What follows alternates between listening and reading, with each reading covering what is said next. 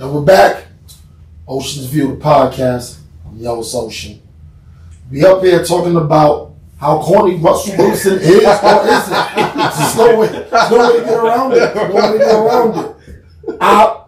I'm personally on the side of him not being as corny as Channing Crowder or a lot of other people might make it seem. See, I don't want to just talk about these NFL cats talking about somebody corny and stuff like that, because in our lives, in our real life, however you want to put it or whatever, there's a lot of guys, a lot of females that think this kind of thing. And it's just like, when do you draw the line? When do you draw the line? Because so many people got so many different definitions of what corny is. So there's not one definitive way to call somebody corny or one thing that makes them corny like that. So with guys like Russell Wilson, or just, why do we keep saying good guys are corny? Like, I think everybody kind of falls victim to that at times, myself included. I think that the term corny is overused in a way, you know, and it's I don't think it's used enough. No, I don't think it's used enough. I don't think it's used enough. I think it's used way too much as a blanket statement, because predictable can be corny. Being, playing yourself close to the vest can be corny at the time. You can use corny for almost anything that you don't like. Can be corny at the end of the day. I agree with that. But at the same time, the reason why I said I don't think it's used enough is because maybe it's a new generation thing.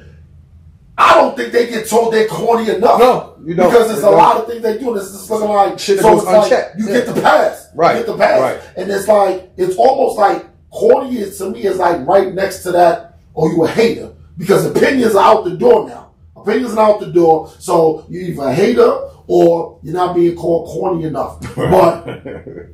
But if taking care of your kids, if marrying the woman that you love, and this, that, and the third, how about just staying out of trouble? You know what I'm saying? Right. I want to look at the camera for this one. Mm-hmm. Fellas, women, whoever, if you're in the street life, fine. Whatever comes along with it, this is what it is. Yes, sir. But for the rest of us that are not in the street life, you're not supposed to go to jail. Right. You know what I'm saying? It's not a cool thing to do. You're just not supposed to go to jail. It's not college. Now, I know, because I feel Will over here. He's burning holes in you, right? We got some things to say. Now, what I would like to say, family man. For my family, I'm going to jail. It's no problem. But I'm not going to jail because, first off, before I let Will say what he got to say, the longest I've ever been in a jail, or oldest, or however you want to say it, was 4 days. 4 days. And first off, in those 4 days, that was the most sleep I've ever gotten in the 4 days.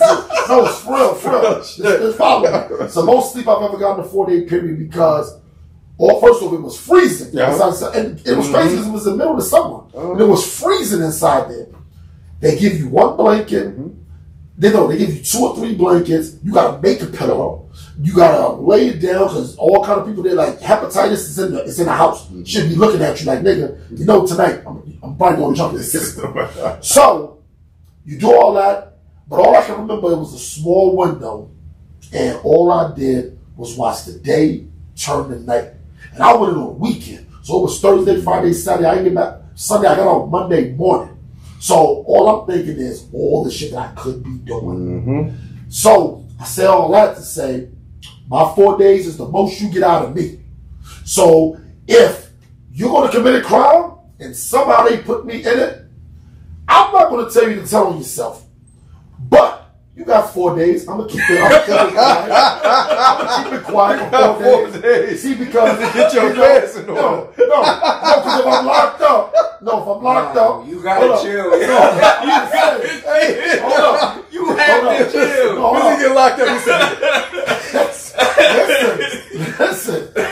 4 days. I want people to be clear because I know how to get.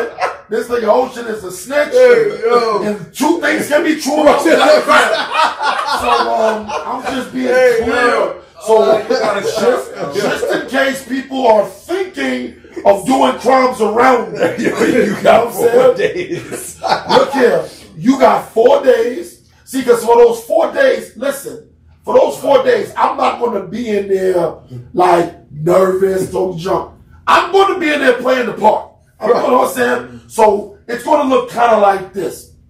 Day 1, man, it's some bullshit. What you in there for, man? You know, niggas trying to jam me up or some shit. I'm giving you all that.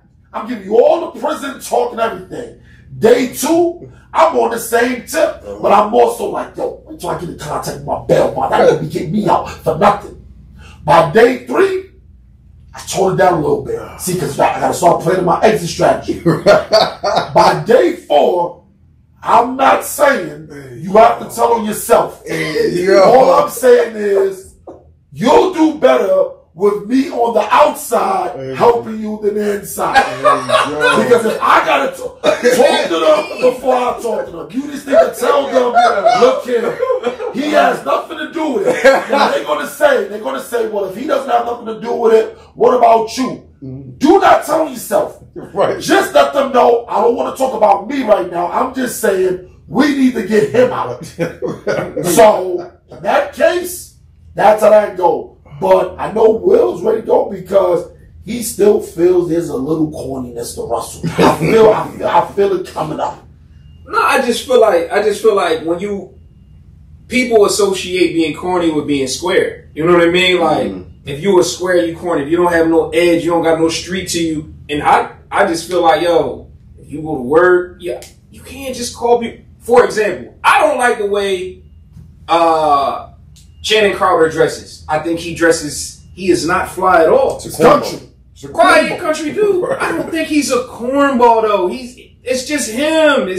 No, but you can have a little corn to you. Like Channing Crowder comes off as a corny. Okay, I'll say this. Where's he from? Channing Crowder, I believe Florida. He went to school in Florida, so he very well could be. So to me, it's this. You can have a level of corniness to you, and I always felt like Channing Crowder had that level of corniness to him, but he can make some good points. He always makes a great point on that show. He's I can remember back to the Michael Beasley episode where he really was trying to connect with him when Mike had nothing there. That's not corny at all. Thanks. But he exposed all of his corny when this Russell Wilson that's right. So you're going, I'm going there when I was talking about you can be both things because what he's doing, and I thought it was corny because he's kind of, I'm not saying beating the dead horse, but it's like you're trying too hard to convince people. My thing is this. Okay, you brought up Steve Urkel as an example. Right. You don't really have to convince people why you think Steve Urkel was corny. Exactly. Because everybody can kind of see where it goes. But it's like he's waving the flag on Russell Wilson, and whether you know it or not, he's not just waving the flag on Russell Wilson. It's guys out here like Russell Wilson. They may not have the money he has, but listen, like Will said, they stole the money and all that stuff out the way. We already know what he does. He's a superstar on the highest level of professionalism in football, so we get it. But in terms of, to your point about the leopard print or whatever the print was, or whatever, and big ass New Balance, and it's funny because when you said big New Balance, I know exactly what you was talking about. You know the joints. I know exactly white blue joints. You know the joints. And I'm just like, and you know, us being here in Baltimore, I know he wasn't wearing those. Yeah, he wasn't wearing them 99. Let's just be real though. Let's just be real. Maybe he's not corny where it counts. Maybe you know he's a professional athlete in impeccable shape. And maybe in the bedroom, he, flipping it, back flipping it, and twisting it. How did you even get there? I'm just saying, that's a part of it. Yeah. That's a part of it. She chose him like they is married. Like maybe he just going crazy on her. We don't know this. Like you can't just make a blanket statement like, oh, this guy is corny. Listen, man, he's not a bad looking dude either, yo. Like, come on, yo. He's got that. Future is the uniform guy. He's a tall, dark dude with dreads. He's a rapper. Like, he's super cliche. It is. And look at Dev over there with his dreads. I mean, hold up. I sell drugs in the community. What are you doing right now? Come on, like Dynamite, man. It's cliche niggas, man. so I'll fit the description and shit. Okay, because we're 100 niggas with buns in their hair and shit. Okay. But yo, I mean, at the end of the day, yo, like as you said at the beginning, yo, corny is subjective, and just the same way that men look at Russell Wilson and see, women see the pillar of stability and predictability and a God-fearing, humble man who is willing to listen to advice. I would be remiss to not make this point. It's corny women out here too. Yeah. It's corny women out here too. See, they thought I was going to let them off the hook. It's corny women out here too. You can deal with, first off, I have an issue with that because I don't believe women should be corny, but they are. A lot of times, especially, and I'm going to tell you like this, a lot of times it's the better looking females, the better looking women because it's that are the most corniest. It's your actions that make you corny. Yeah. It's not nothing. Or lack thereof. Absolutely. Or lack thereof. I'm saying the same way that Future's behavior has gone unchecked because he's cool is the same way a pretty privilege. The woman's behavior will go unchecked because she's nice to look at. What will make a woman corny to you? A woman being corny to me is... Let's see. Well, since I gotta think. No.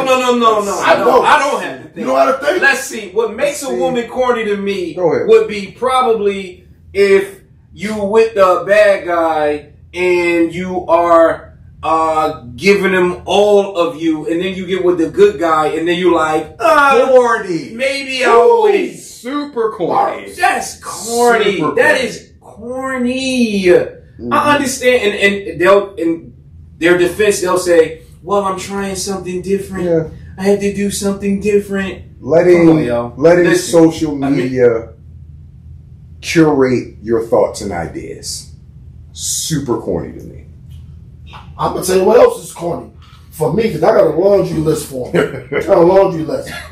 Now, this is all women that we deem as good looking. Yeah, correct. Right. Fine, and that's subjective. The pretty whatever, ones, right? Pretty ones or whatever. A lot of times they don't have no good conversation. They don't ever have anything introspective to talk about. Now, granted, this is all conversation, but it's just it's a whole bunch of, well, you plan it.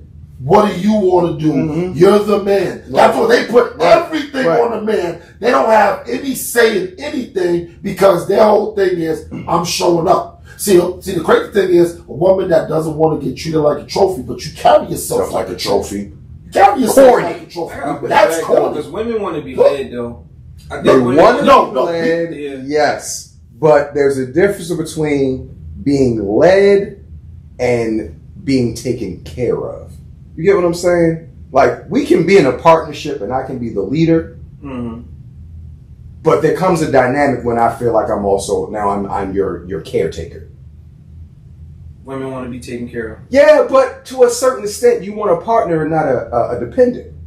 Correct? Men want to be taken care of as well. Which is why I said I want a partner, but in and not different a ways. dependent. In different Right, ways. which is why if I'm taking care of you this way, I need you to take care of me. We're going this way. on to another topic. Yeah, so let's not. But no. Okay. We here now. Uh-huh. So women want to feel secure and be taken care of and be led. Correct. Men want to be taken care of in a nurturing fashion.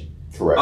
And what I often say about women is, if you want to marry a man, you have to be able to take the place of his mother. You know what I mean? You have to be able to do, not be his mother, but not be his able mother, but take the place. Yeah. Like whenever I'm going through something, I have to want to call you instead of my mom. Whenever I need that, you have to have a special meal Right, that I go to. Mm-hmm. You have to be the shoulder that I lean on. When I'm sick, you gotta have All of those things. Yeah. You see You what have I'm to be saying? the one that allows me to be vulnerable. Yeah. Right. Yeah. Absolutely. Now the part that I'm not going to let you off the hook about, this whole thing, see, because there's a difference. I get it. Men leading. Men taking control, this, that, and the third. And women always like the sex. A lot of times I don't think women know what they're really asking for. When they be like, yo, be the man and lead. You tell me this, that, and the third. Let's flip it. There are guys out here that are super control freaks. You don't even get a word in edgewise, but you can't stand that either. As a woman, can't have it both ways. Now, I'm not saying that a great balance shouldn't be taken, but there are guys out here that do not even let women have opinions. And then we'll do the same women that want to be led, talk all the point then. He doesn't even let me say this. He doesn't let, girl, we just do whatever he says. That and the third. My thing is this. When you're in a relationship and let's just say it elevated to the marriage part or whatever, or just law-turning common law or whatever. My thing is this. For the most part, if you've been leading all your relationships and you're the hero in it, you understand how things can go when you date, how you're doing things or whatever, things that you and your significant other would enjoy.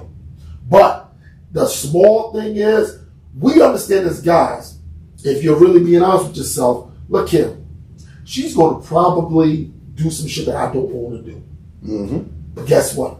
I'm going to do it because it'll make her feel good. And you know what I'm saying? It'll at least make her like this. Because I'm trying to empower. I'm also trying to empower her into being like, no, it's not always just me. Because if you just wait for me to eat, we're going to have the same shit all the time. Yeah, right. You know what I'm saying? Like that. But then you're going to get mad and just turn around and be like, this again? Yeah, fuck. When you say it doesn't matter, it sounds like this is where I'll agree with you. This is where I'll agree with you. Women want to be led, but you have to let me know how to lead you. You see what I'm saying? You have to tell me what you want. You see what I'm saying? They want a president, the worst king, thing you right? can do, right? The worst thing you can do is have me try to read your mind. Oh no! You know what I mean? You mean to tell me, hold up, you mean to tell me y'all can't read women's minds? Y'all not mind readers?